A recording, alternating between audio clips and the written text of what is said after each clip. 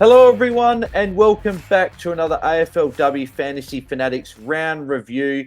We're recording on Monday the 28th of October after the completion of round 9. We've only got one more week to go. It's gone very, very quick. And yeah, obviously with 10-week season and with double game weeks, it's sort of come and gone very, very quickly. But we got one more week to go to make our final push for potential higher lucks or top 100 or whichever goal you are going for. If that might be just your mini league or if you're going for top 1,000 or whatever your goal is. You've got one more week to achieve that.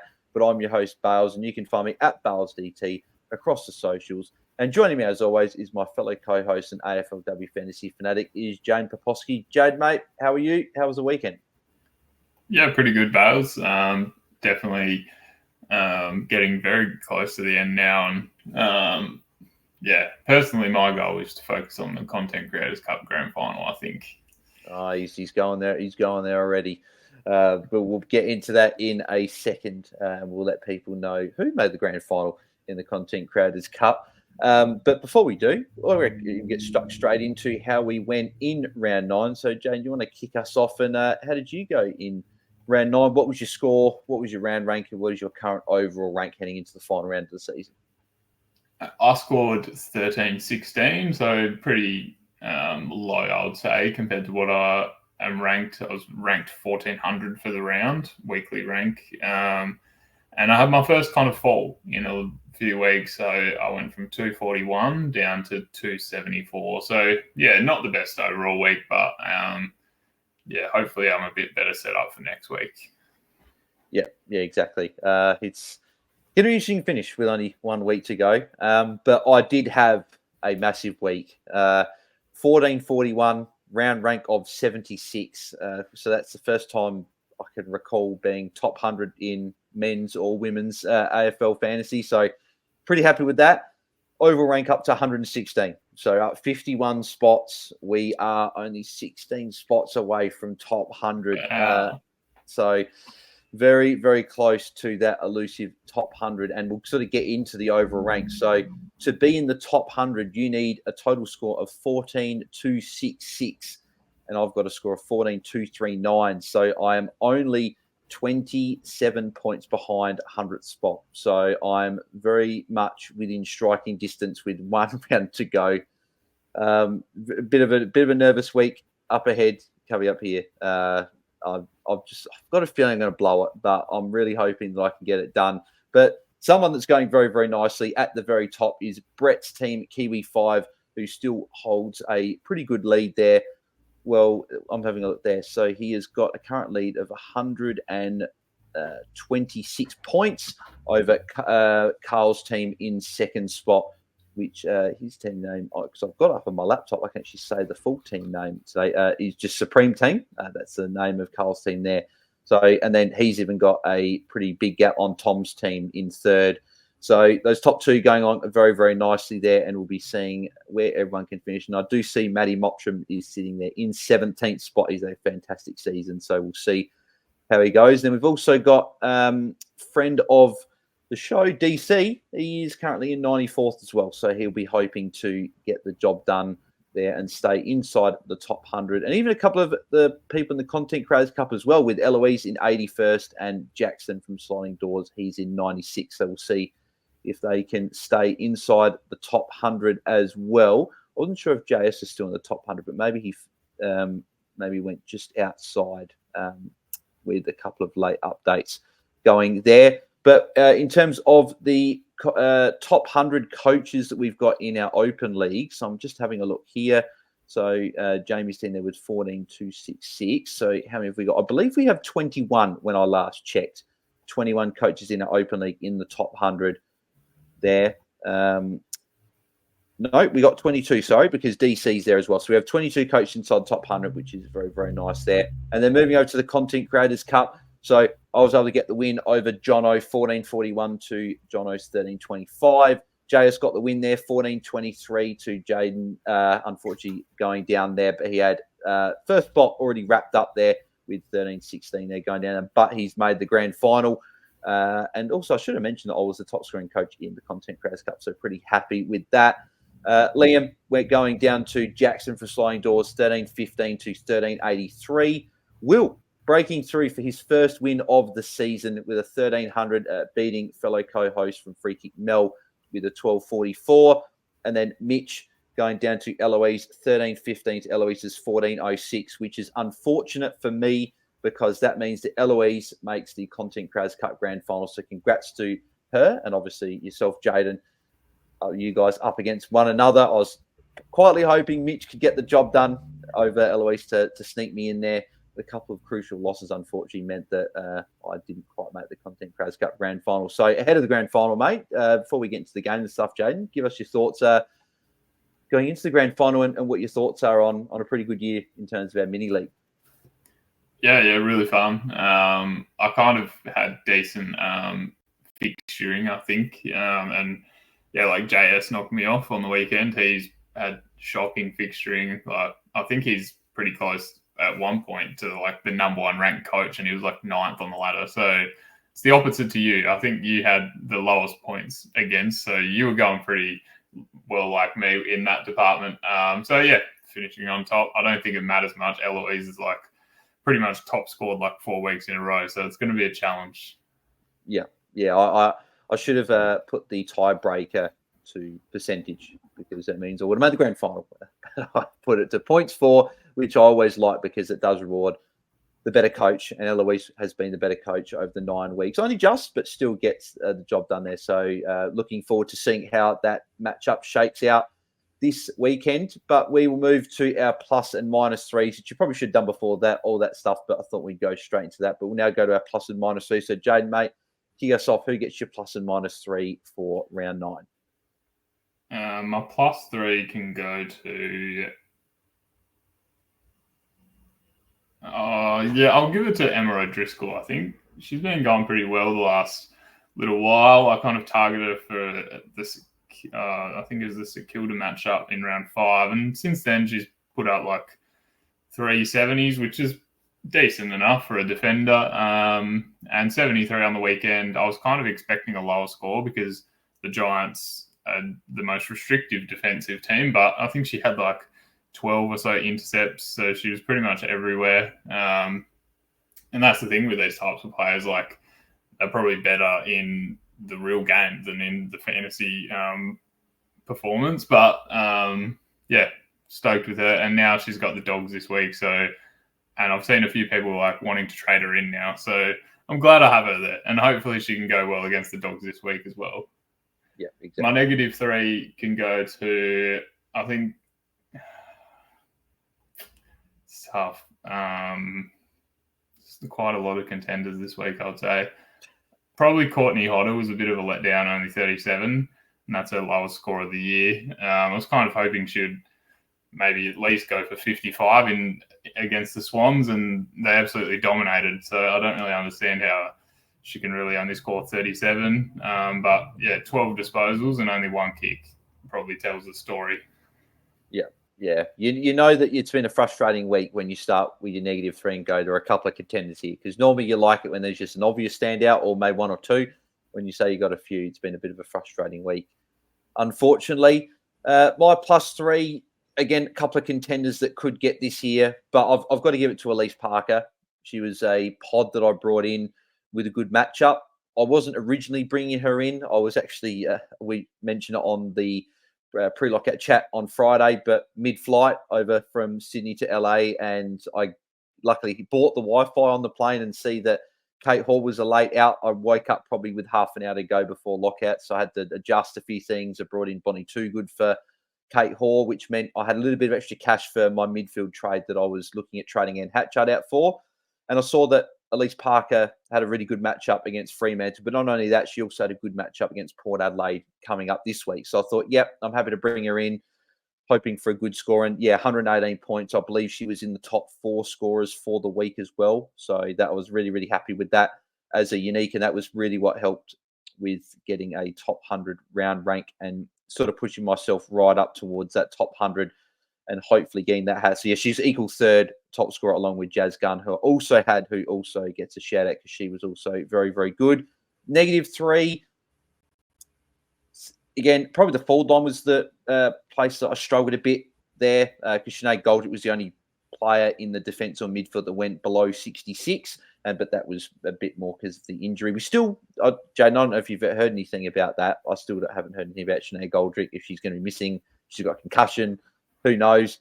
But I guess we'll find out. Have you heard anything about that? No, not yet. I would say probably tomorrow, like on Tuesday, is when a lot of the injury stuff comes out. Yeah. Yeah, it's a bit strange. We don't normally hear about a concussion yet. So maybe she might be okay, but the way it looked, it doesn't look too good, but we'll have to see. But yeah, in terms of -3, I would have given mine to Courtney Hodder with a 37. She was my lowest score for the week, but because you gave it to her, a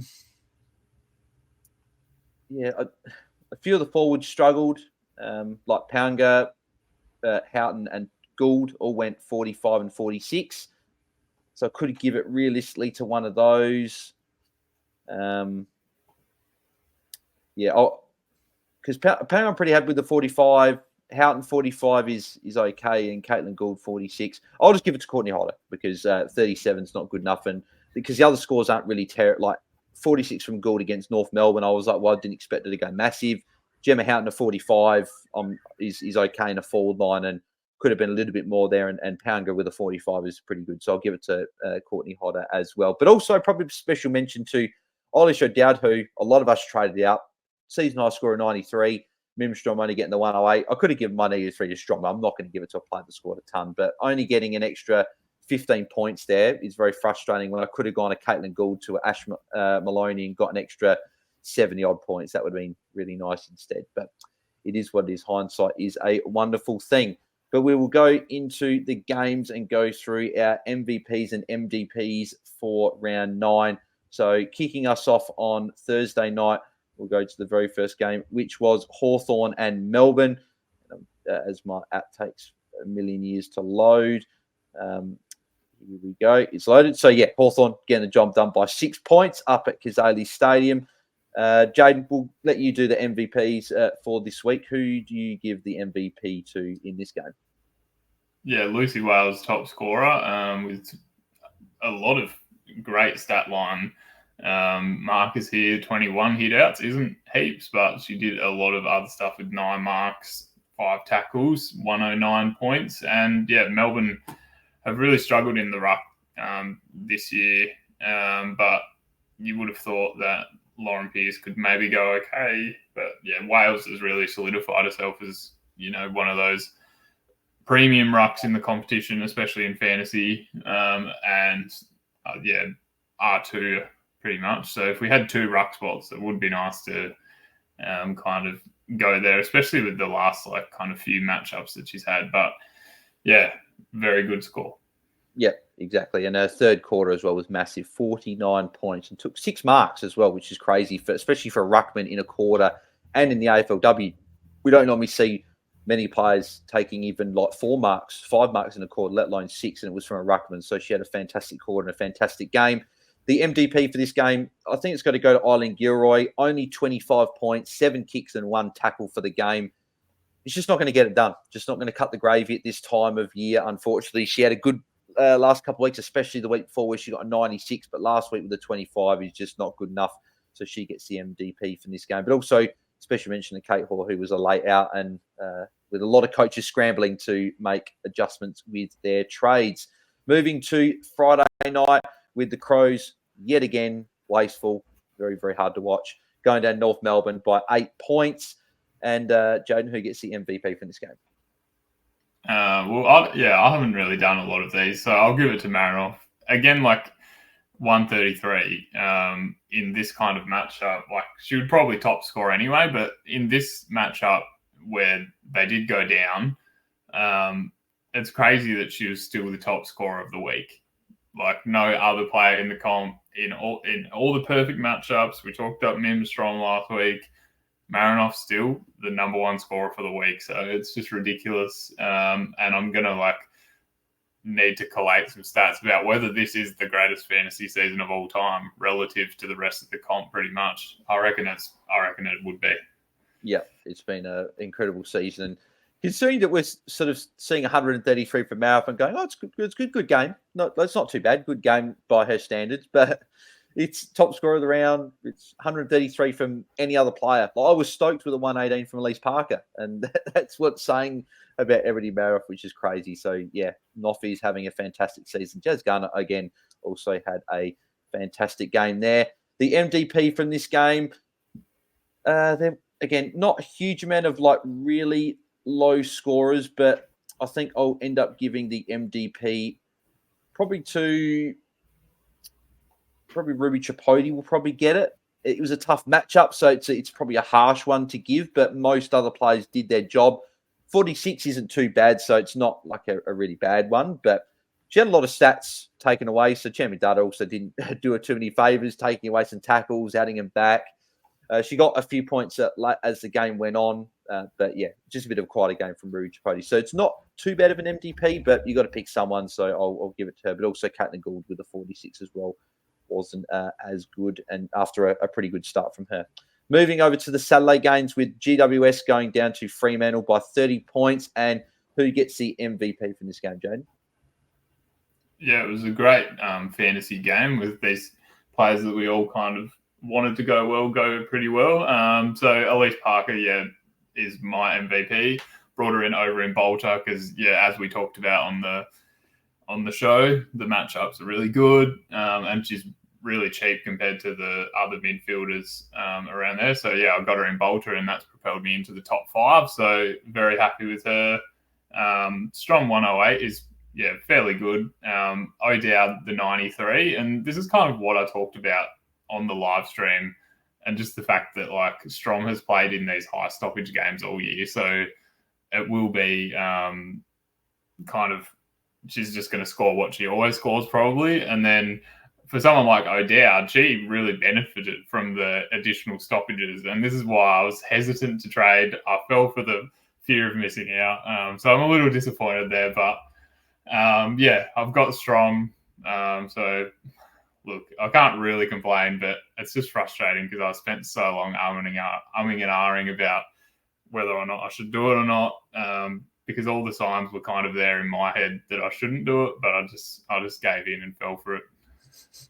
Yeah, exactly. Yeah. Well, as we said, the play, I know you weren't a fan of paying up for forwards, but the play was a Pounger or another forward up to a Ash Maloney with the West Coast matchup. That would have been the ultimate play, and you would have got a 93 from a ruck and a 116 from your forward. So if anyone did that, you'd be absolutely cheering. So, yeah, Elise Parker, I was very happy seeing those scores tick over because she had quite a start, but then she went 32, 44, and finished off with 28 points. So 3 really strong quarters to finish off the game after a quieter start to the game. So I was very, very happy there. And it's also good to know that everyone else is doing really well in Bolter. I know Liam, obviously, free kick is second currently, so we'll see if he goes. The guy in Discord, Fifthus, he's currently leading in Bolter as well, so he's there. I know that Eloise is up there. Obviously, you're up there. I think Mini Monk was in top 35 or so as well. And then I'm stuck down at 95th. It's been a terrible year in Bolter for me. In terms of the MDP from this game, a few contenders here, a few lower scores from a few players. I'll probably end up giving the MDP again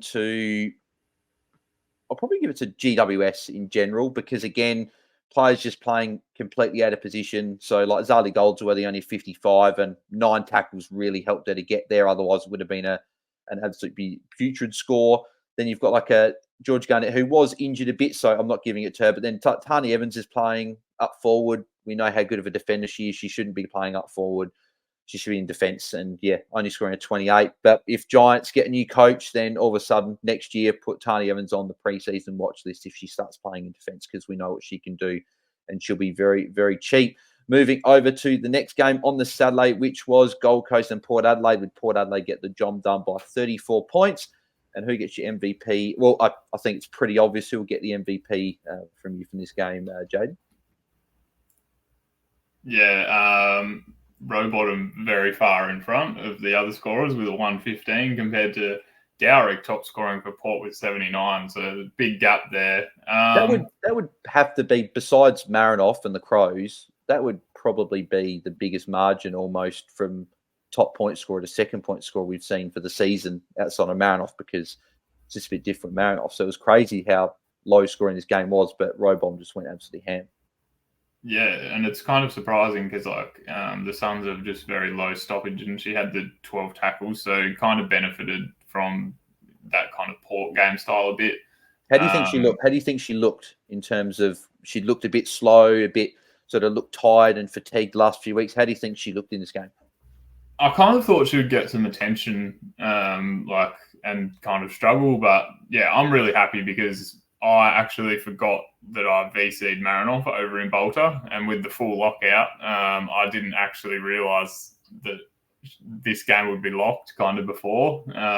So I was a bit busy on early Saturday. That's the thing with full lockout, right? You have to be like switched on at some particular time. You can't have like all weekend to figure out what you're doing. You have to like have this particular time. I'll actually give the MVP for this game to Joe Miller, who's baseman, and she scored a 78. So 2 goals, that's crazy on debut. Yeah, she was fantastic and brought her in Bolter, but she was off my bench, and she would have been really good on field because there are a few stinky scores over in Bolter that she would have been a lot better off fielding instead. The MDP from this game, it's, again, a few lower scores here, but I think I've unfortunately got to give it to Sinead Goody. And it's more just with the fact that she went 120 last week and followed up with a 41. So a few people might have kept, if you still had her, might have gone, yep, Gold Coast, good matchup, kept her for an extra week to see how she goes. And 41 was definitely not exactly what you wanted. So low score from her. But obviously the most disappointing thing from this game, unfortunately, was Daisy Darcy going down. I don't think we still know the extent of that, but whenever a player goes down with not as much contact, it's not very good. And don't get me started on the fact that she got taken high and the umpire didn't even pay a free kick, and I couldn't believe it. And I thought she was down because of she got the whack on the face, but then realised it was actually a knee injury. So hopefully she's okay. Hopefully it's not the worst. But yeah, unfortunately didn't look too great. Moving over to the next game on Saturday, which was West Coast and Geelong, with Geelong winning by 33 points. And this one, I know for a fact well, actually, to be fair, this could be probably a joint MVP, I reckon, Jaiden. Yeah, I'm sitting here umming and ahhing of who to go, and you think you know who I'm going to pick. Funny. You're going to go Georgie. It's Ash Maloney for me. 6 goals is just ridiculous. I actually thought it was 7, but it's actually 6. And it's just one of those ones where like people having Kate Orr and they just would have like looked at the last moment and like traded straight to Maloney because it's just the first player that comes up, and it's just the big brain move, really. Like, I'm over here overthinking about who I'm going to get Orr to. I don't want to pay $930K for Maloney. But it's just so easy, right? It's so easy. You just click the top player. I should have just done that. Exactly. But no, there was obviously another. I think we have to quickly chat about another player in this game that she's just an absolute jet, and she's going to be someone we're going to be talking about for years to come from the West Coast. She's already their best player, and it's only her second year. Yeah, Ella Roberts, 127. That's the second highest score for the week. And these are probably the like scores that we saw at the end of last year as well that made us really keen to start her this year. Obviously, there's a bit of role issues that we thought about through the preseason, and some of those did eventuate. But she's ticking a lot of boxes from, the fantasy perspective for next year, like very high time on ground. And there's still some forward time there. So if she could really just play midfield the whole time, which she probably can eventually under the right coach now, and hopefully as West Coast continue to develop, Ella Roberts is a big part of that in the midfield. Yeah, she's been fantastic. Also, again, Ali Drennan, 104, Lakai, 85, even Beth Schilling, if you still had her on the bench, with a 74. Like, there's a few pretty good scores in this game. So it's a good fantasy game overall, but a couple of lower scores here. So, unfortunately, MDP's, it's still got to go, unfortunately, to Zali Friswell. She got a bit of a knock, but she still wasn't scoring very well before that anyway. And unfortunately, she's been that pick that just had a really good patch at the start of the year, and unfortunately just hasn't been able to continue, unfortunately, in the second half of the year. So she gets the MDP. But also, yeah, Amy McDonald wasn't too good on her return with just the 40. But I don't think many of us expect her to go absolutely big in her first game back after that hamstring injury. Over to Dreamtime at, not the G, Dreamtime up in Darwin at TIO. Draw, 42 apiece for Essendon and Richmond. Who gets your MVP from this game, Jaiden? Fairly low scoring. Sheeran with the top score. Bonnie Toogood, I think, is the fantasy MVP for the week. Yeah, the 87 points. Again, it's just so easy for everyone trading Hall. Go straight to Toogood like you did. And yeah, she was superb with 87 points. And a big reason, I think, why you went so well this week. And yeah, she's, I think, the most traded in again. And she's appeared on that kind of list the last 3 weeks. So a lot of coaches probably own her now. So you do have a bit of safety if you do have her now. Yeah. Yeah, I'm sure, obviously, we'll chat about her a tiny bit more in terms of trade in and outs for the week, but she is a fantastic option this week with a very good matchup coming up. In terms of the MDP from this game, again, it just wasn't, I guess, the most fantasy relevant game because a lot of players did score quite well, but there wasn't as many players that we do own from this game. Who would I give the MDP? I've probably got to give the MDP, unfortunately, to Mon Conti. 78 is just not going to cut it when we've these big premium midfielders, especially when you look at Jazz Garner, 40 points more. Elise Parker as a pod, 40 points more. Even Ash Riddell, who people have been frustrated with, but still 102 points, still outscoring by a little bit there as well. So 78 is just not good enough. I didn't watch this game, unfortunately. I fell asleep. This game was at like 5 a.m. So I tried my best, but fell asleep. Did she cop any attention, Jaiden, in this game, or was it just a low-scoring game from Mon Conti? Yeah, I didn't see much of this, but I was really worried about the matchup, and I think I mentioned it last week. I would have loved to have traded, but yeah, just I didn't want to. Like, I kind of had 2 of my trades kind of locked in already that I wanted to do, so I just didn't have enough room to trade Conti, which is unfortunate because, yeah, these kind of midfielders did let me down a bit compared to some of those others that scored pretty well, like even Roberts, like as a pod. There are still a lot of people that own her up the top. Yeah, exactly right. Moving over to the Bulldogs and St Kilda game with the Bulldogs. Back-to-back wins here, winning by 1 point over St Kilda and ending St Kilda's finals chances for this season. Who gets your MVP for this game? Yeah, it was a really good game. And the Dogs had that bit of a comeback. I personally, just from watching, I think Jess Fitzgerald gets my MVP, and obviously she's the top scorer in fantasy, but she was just everywhere. Like, she was taking kick-ins, and then she went forward and, like, hit the scoreboard, like, really instrumental in the Dogs getting over the line. So, yeah, that's where my MVP goes. Obviously, the top scorer, so pretty easy, but, yeah, she was everywhere. Yeah, I think she's a sneaky one for us to keep an eye on next year because she's played so much defence. She's going to be a defender for us in official, I would imagine, next year. And she's playing sort of this utility role, a bit like Lucy McAvoy at Sydney, where she can play in defence, goes forward, goes in midfield.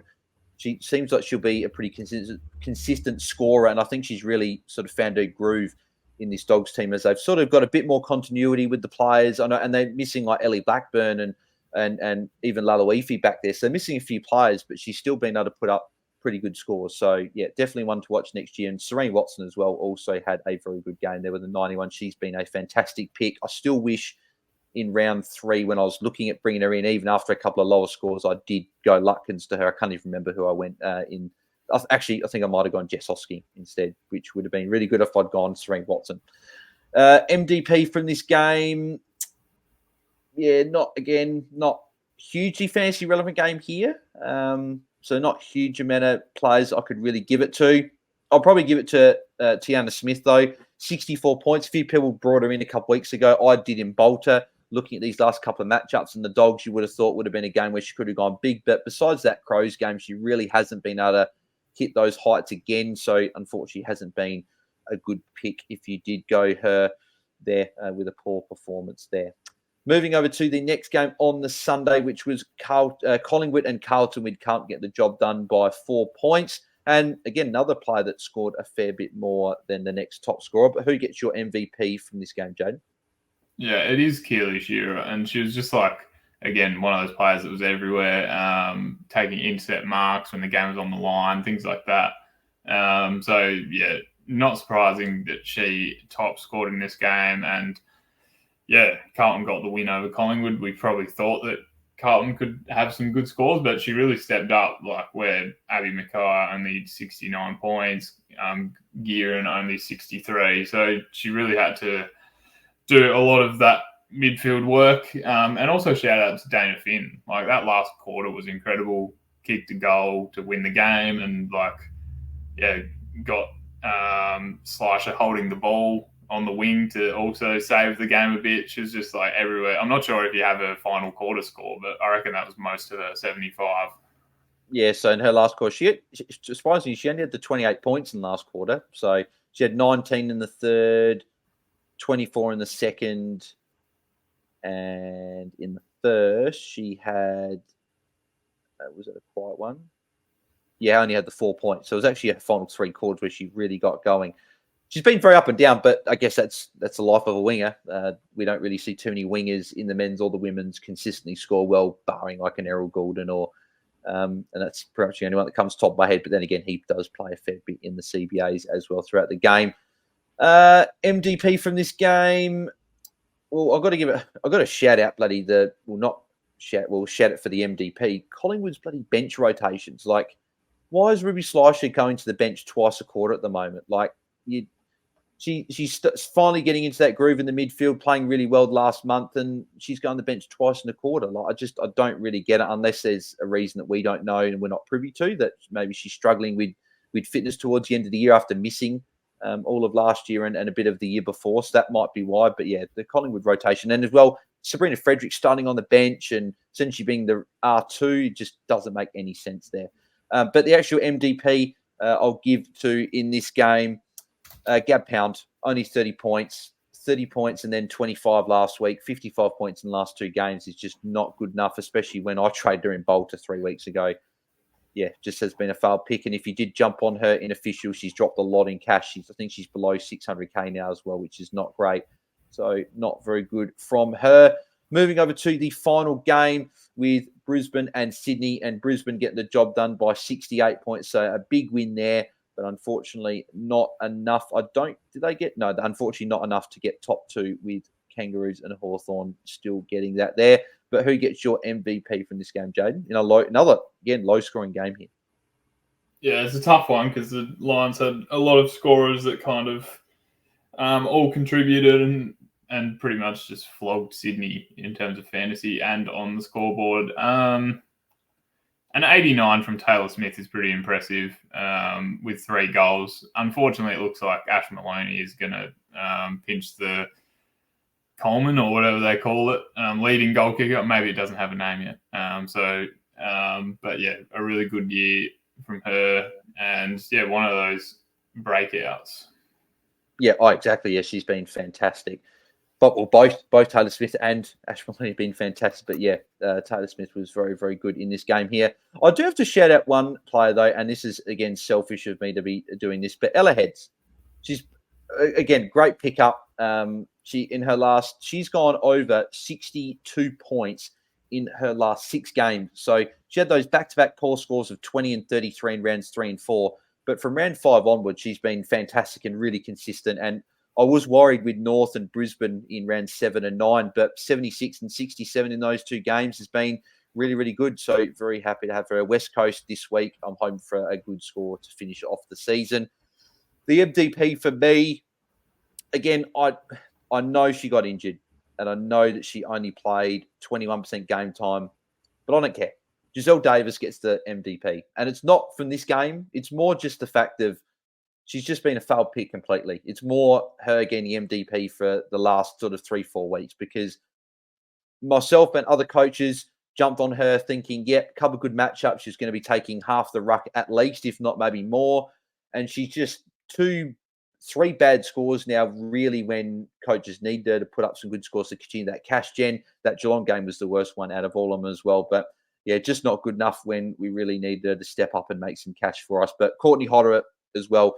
I'll actually give the MDP to Courtney Hodder because the 37 was not good enough. But I'm very annoyed with Giselle Davis as a pick. I really should have just saved the cash and just gone for a cheap player and got in and played Ella Smith that week and got those points and saved the cash there. But it is what it is. Be a Courtney Hodder, not a very good score there. Perfect. We'll move over to the most traded in and out players ahead of round 10 because the break evens don't really matter because we're not bringing in players for making money or anything like that. We're bringing them in to score some points for us in the last quarter. So we'll look at the most traded in and out players, and no surprises who's at the very top there. I'll quickly talk about Bonnie Toogood, then I'll let you, Jaiden, talk about the other players there. But Bonnie Toogood had obviously the knee injury early in the season, struggled even when she came back. Obviously, we didn't expect her to hit the heights that she did last year, but 87 in a tough matchup up in Darwin against Richmond. Scoring 87 is fantastic. She now comes up against Carlton this week. Fantastic matchup. I believe that game, if I'm not mistaken, is at Icon Park. If I'm correct, I'm just having a look here.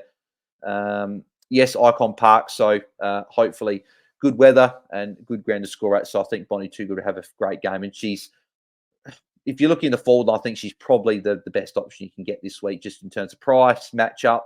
And I think she'll end off the season really well, but also a player to be watching for next year as well, because she's going to be obviously quite cheap based on the injury that she suffered early in the year.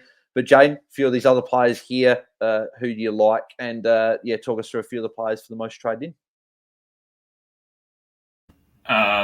So I saw that. I got it. I got it that time. You got it. There you go. No mute.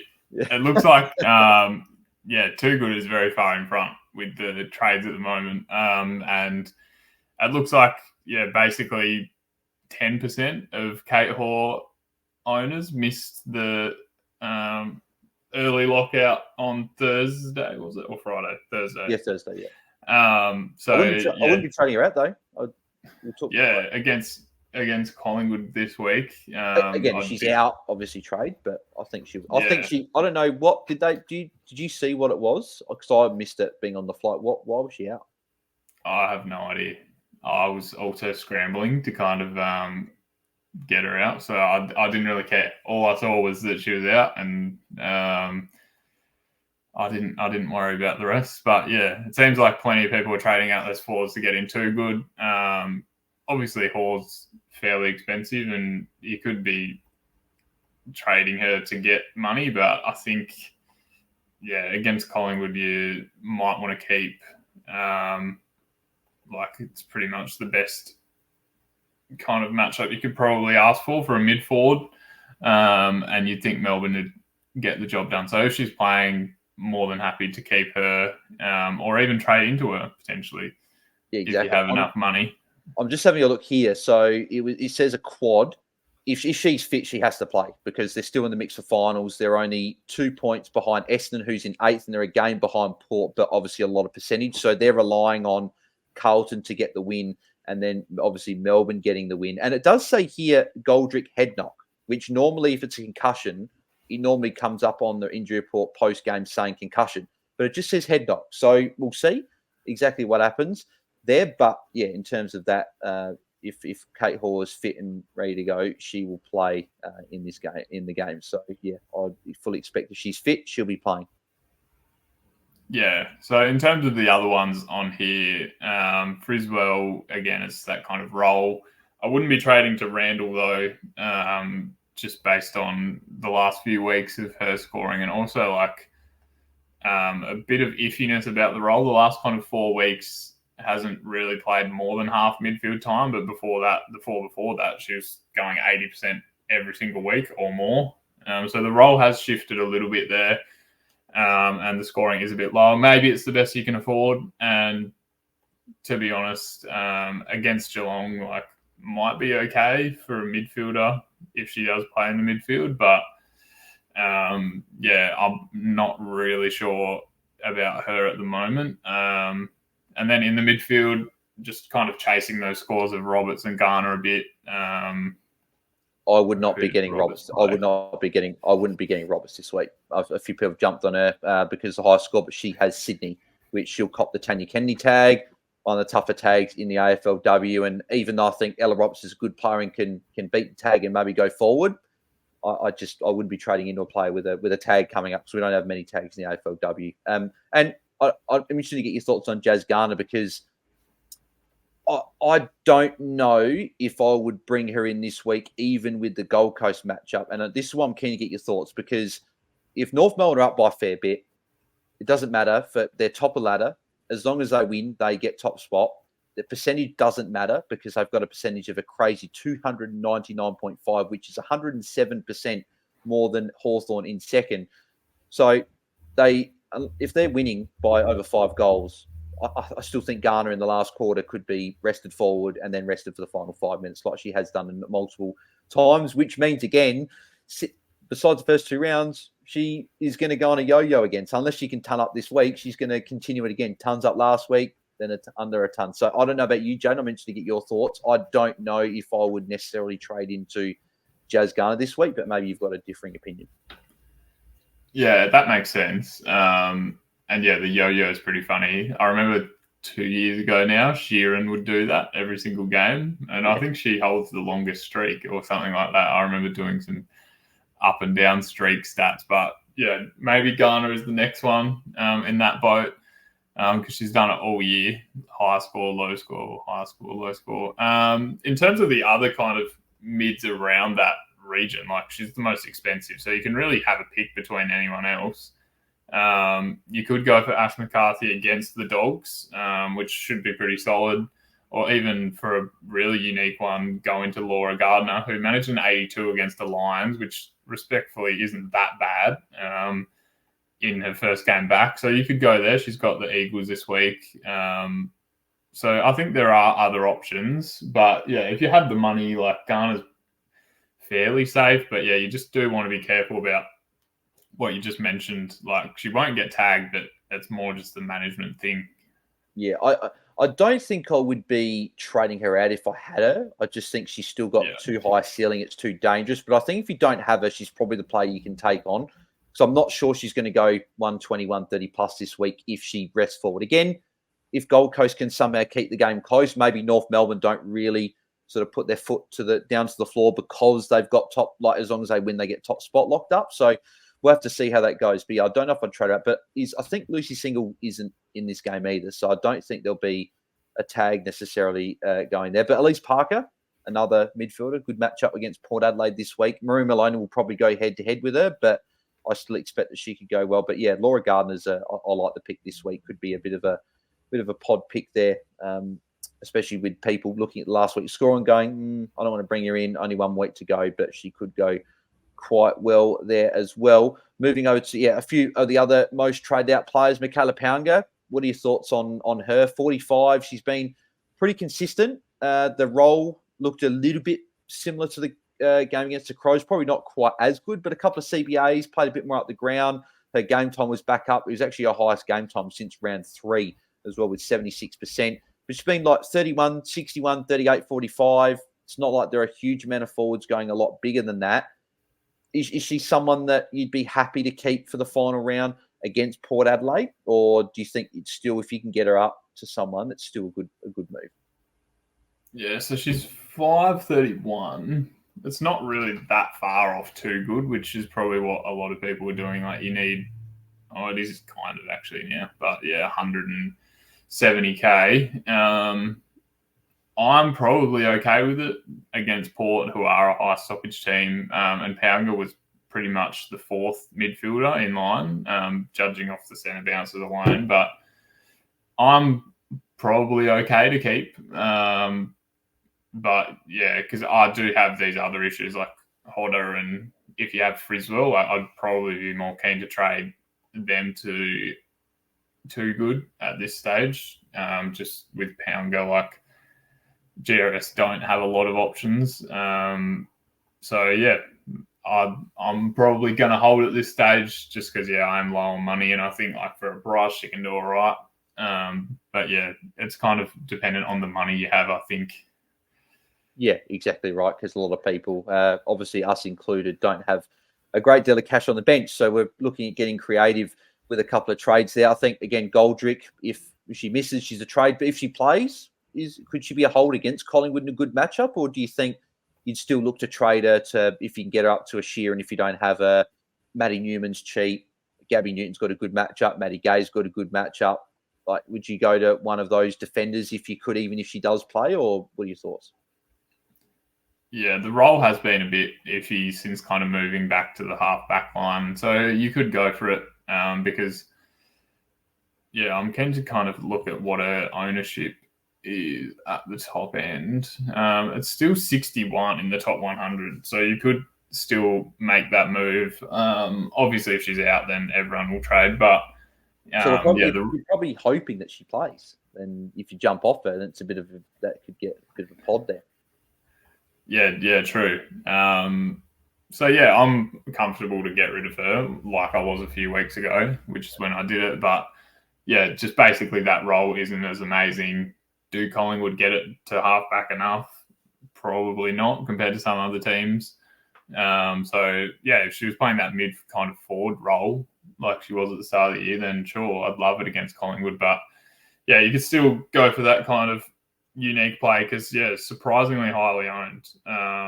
Like in the top 10 most owned players in the top 100. Yeah.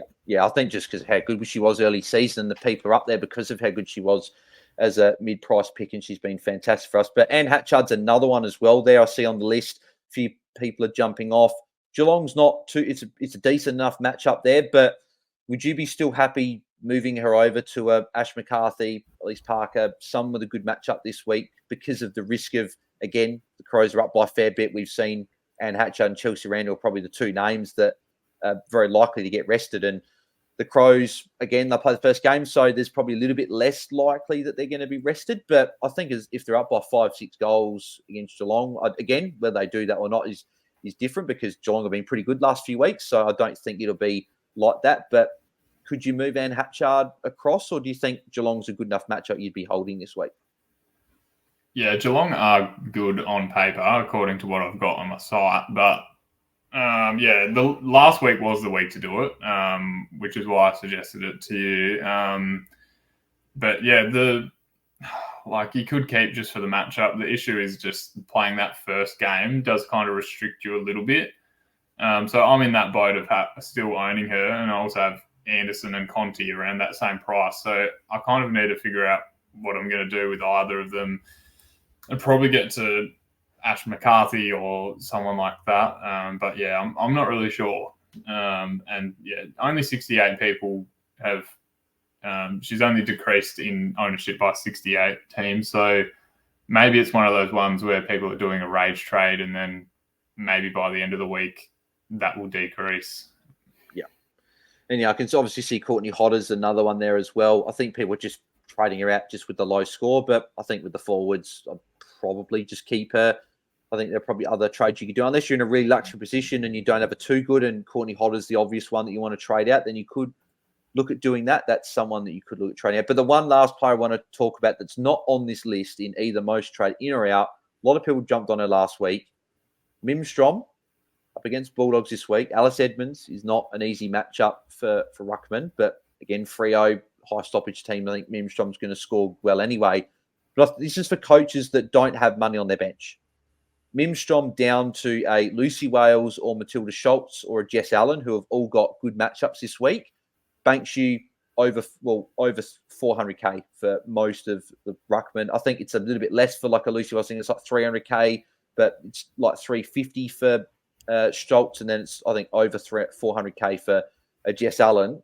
What are your thoughts on making that move if that allows you to do upgrades elsewhere? Would you be ticking that off, or do you think because of how good Mimstrom is and the ceiling that she's got in any matchup doesn't really matter, you'd be just keeping her just for the upside and you wouldn't want to trade her out? What are your thoughts? Yeah, unfortunately, even though I brought her in last week, it is something that I have considered. Just for that money related reason. the matchup is still okay. So it's still positive matchup. Not the best, but it's positive. And Edmonds isn't as difficult as what she was a couple of years ago, where she was pretty much the number one ruck, or maybe in the second half of the year. But I find it, very difficult. Like, I don't want to kind of go against Strom now that I've got her in, and I guess give myself that bit of a unique where I could lose a lot of points maybe. So I'd need to be pretty confident in the ruck that I'm bringing in. I think Schultz probably is the right option off the matchups. Do you think that, again, a few people in our Discord were chatting about this, that with Port having locked up, well, the only way they'd own is if they get smashed by well over 100 points, which that's not going to happen this week. And then, Melbourne would then have to win by 100 points. So it'd have to be a massive turnaround in terms of percentage-wise. But do you think that there's a chance that Matilda Schultz rests a bit more forward, especially if Levicki's in the team with finals locked up? Or do you think that because she's just playing that well and Port want to keep, I guess, the momentum going, that maybe that's probably just overthinking it and you'd be happy to bring her in? Oh, that's definitely something that I've had to look up. And the last 3 weeks, Schultz hasn't played really over 65% ruck or something like that. So a lot of that time is being shared with Levicki, and even Saint took a bit of that on the weekend. So that's probably the one reason why I'm not doing it at this stage. Like, Schultz has the best matchup, but she's not really taking all the ruck like Strom is. But for someone who needs money, it is a consideration, because I don't really have a lot else. Like, all my other players are in that mid 400s range. So doing one of those trades isn't really enough, probably. And then I don't really want to do 2 downgrades on the bench. Like, I'd rather go for points on field just by sideways at this point in time. Yeah. What about Lucy Wales, who's got a pretty good matchup as well against Richmond? Good matchup there, and she's been the second best ruck all year. She's put up a couple of hundreds as well. She's probably the player, personally, for me, if I'm looking at those expensive ruckmen and you are making that Strom move, or if you're upgrading someone in the ruck, she's probably the one, if you can't get Strom, that she'd be who I'd look at. What are your thoughts on her? Because Hawthorn's still got a bit to play for. They've still got top spot. They're obviously hoping North Melbourne can somehow lose to Gold Coast and Hawthorn get the job done. But thoughts on Lucy Wales this week? Yeah, obviously a little bit more expensive than Schultz, but not too bad. So, someone that I could consider as well if I do this move. They're kind of in the same boat. So it's not as good of a matchup. Like, it's just middle. Like, it's slightly positive, but middling. So I'm not really sure, because she's just come off a really big score. It does look quite good, but it was against Melbourne, who, have been decent for rucks this year. I'm not really sure what I'm going to do. And I think the thing about, like, the rucks in AFL and AFLW is just, like, you can pretty much, like, just go off matchups and hope that any of the rucks could be the best scorer for that week, because they all kind of play the same role. If you can just nail the kind of stoppage matchup, and also, whether they're going to win the hit-outs, and also how much ruck they kind of are taking in their own team, I think you can kind of have a bit of creative freedom there, and I might look, potentially cheaper. I'm not sure. Yeah.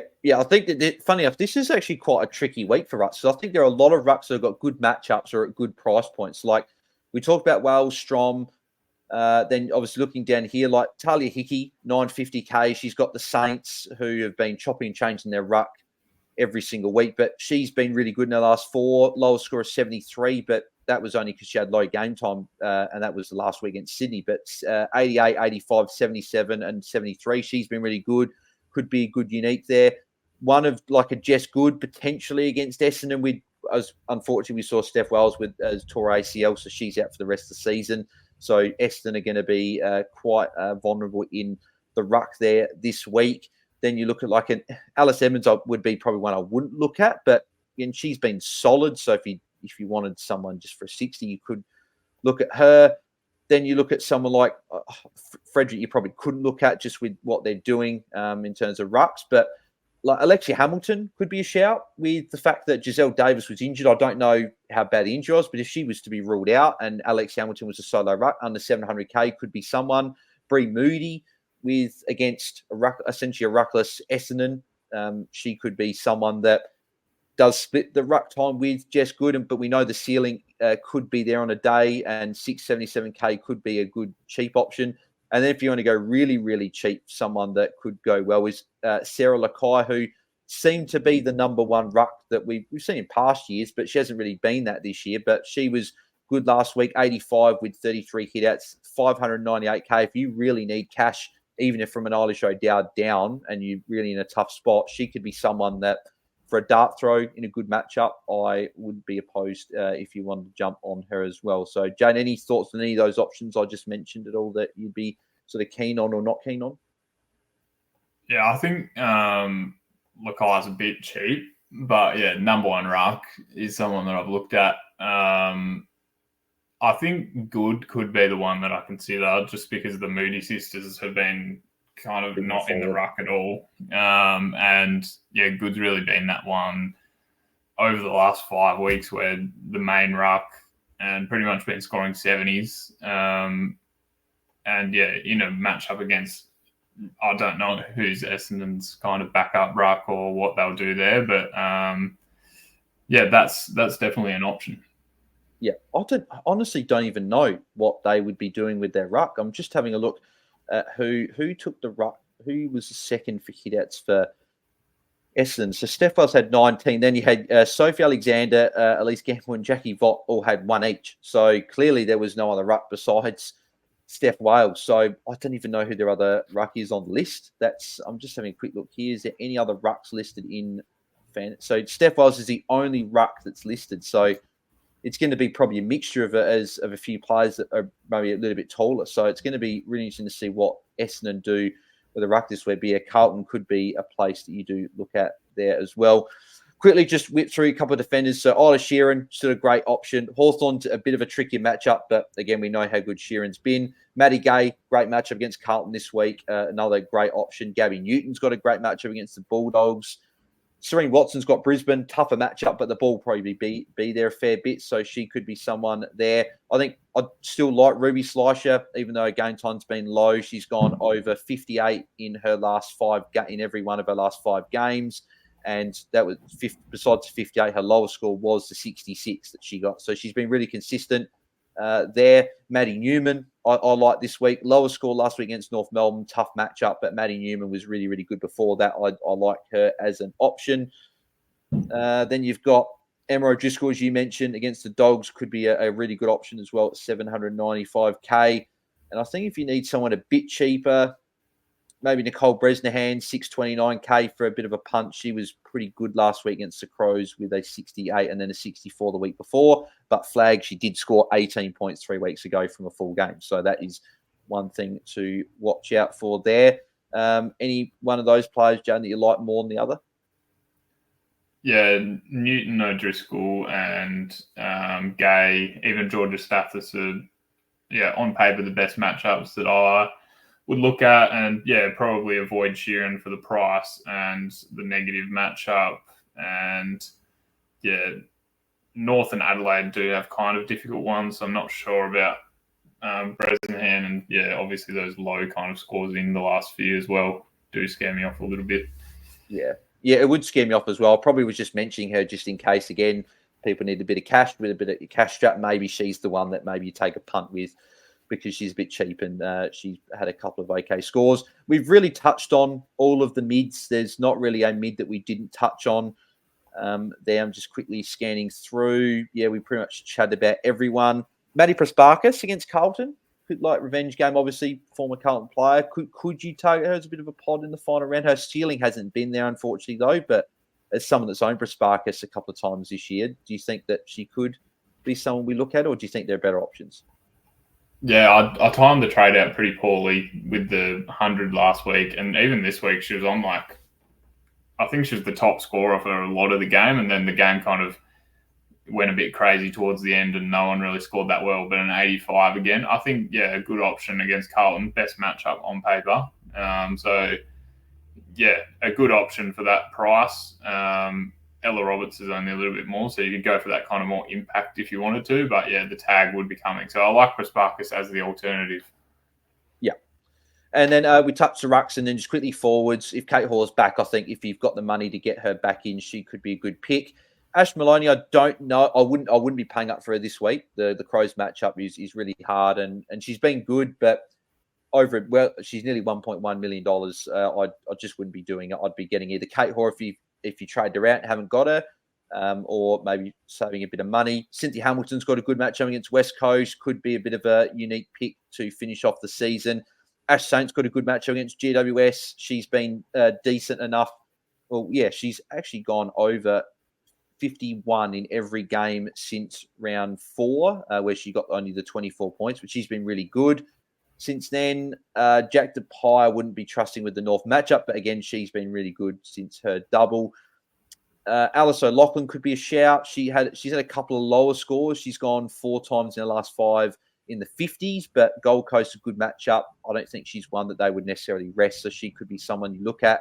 Chelsea Randall, you mentioned before that you probably wouldn't go there just with the lack of mid-time, but she is cheap compared to what she was. Anya McDonough's been a bit up and down. I'm not sure I would go her against Richmond. We talk about how good of an option Bonnie Toogood is. Imogen Barnett could be someone that you throw a bit of a dart at this week. 81 last week's been consistent enough and been getting a fair bit of ruck time. She could be someone that you potentially look at. Then it's pretty much you just sort of looking at just trying to throw a dart and see if you can get someone that gets a good score. Gemma Houghton hasn't been as good as she was, but Giants good matchup, so she could go quite well. Katie Brennan, Hawthorn's a tougher matchup. She's really cheap. Eden Zanker's someone that you could look at. She's really cheap, under 600K. She does have Collingwood, so she's almost my favourite in that price range just because of the matchup that she could go quite well there. You've also got like a Casey Sheriff at 637. Wasn't great last week, but has gone okay. Gabby O'Sullivan's got a great matchup there as well. They're probably the main ones that you'd look at. I don't know if I'd trade into Pounger, but if you've got her, you could hold. So there are a few options there. Jane, any of those forwards that you're keen on this week? Yeah, I got Saint in last week, so I'm pretty keen on that matchup again against GWS. The ones I'm looking at are, obviously Toogood, I think, is priority one. Just with that matchup, only 700K. Gabby O'Sullivan does interest me as well, just from a role point of view, and also, coming off some lower scores is a little bit worrying. But you only really need this 1 week out of her, and the role is a little bit of an issue. But season high centre bounces on the weekend, so maybe could go okay this week against the Dogs. I like that. But I'm probably not looking to spend a heap of money because I think, as we've seen all year, the forwards are pretty crazy, and Imogen Barnett being in the top 4 scorers for the week, says that you can pretty much find someone from anywhere. And a good shout, not a bad option against Melbourne, Melbourne's ruck department. So you could go there as a sneaky one. Yeah, great. Yeah, a couple of interesting forward options there, but that does bring us to the end of the pod. We've gone through all the options, I think, in good depth. Obviously, I thought we'd go a tiny bit longer just with trade tarts because it is the final week, but we will go through our early trade plans ahead of the final week. So, Jaden, what are your current plans as of Monday night? Yeah, struggling a little bit with what to do. I think I have to get Toogood, so probably Hodder makes way at this stage. I'm okay with Tripodi, but a little bit worried against Gold Coast, who are the lowest stoppage team. So she might not be around the ball heaps. Could be one to trade out. But my goal is just to kind of win some grand finals that I'm in across all different leagues. So I'll probably need to assess those, to be honest, and kind of look at who I'm up against, who could be a worry, whether I want to cash in Strom for a bit of upgrade money. I'm not really sure at this stage, but I've got a while to think about it. Yeah, in terms of my trades, this is arguably the biggest week of trades in my fantasy career because we have a chance to get a hat, which I have not got yet. And just saying as well, the AFLW hats look really good. I really like the colour design. I like if they're the same as what they were last year. So I'm quite keen to get one. So hopefully we can make it happen. 27 points behind.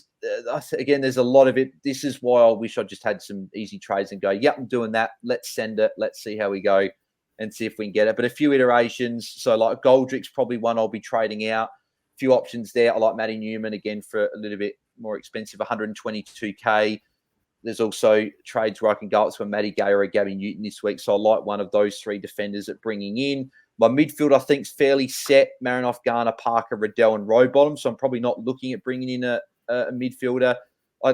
Again, as I said, I don't know if I'm a fan of trading out Garner, but I could get a McCarthy. But Ash McCarthy's ceiling, she's been consistently getting low hundreds, but I still think Garner in a game, if she were to rest forward, could still hit 110 and rest forward. So I'm probably not going to, I won't be trading her out. Not looking at the midfield. Mimstrom has been someone I've played around with a few trades, getting that cash going down to a Lucy Wales or a Matilda Schultz or a Jess Allen or someone like that. Gives me a few options to do with trades. Pounger's been someone I've looked at potentially going up as well.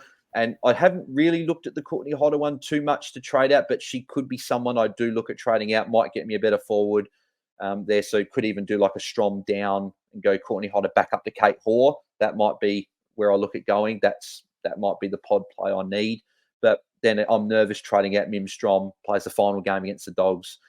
It'll be nervous in the final game coming home if I don't have her and if she goes absolutely nuts, because I could see a big score from her even against Alice Edmonds. So a few things. I don't actually have any trades in my team locked in, but they're sort of the plans I'm sort of figuring out. But I'll be letting people know what I'll be doing on Friday when we do our pre-lockout chat as always. So that will be at the normal time. I would imagine. I'm just currently having a look at the games, and of course they're in American time on my phone. So I believe that 4:15 though, that is that's 7:15 Eastern anyway. So yeah, we'll be doing our stream from 6 p.m.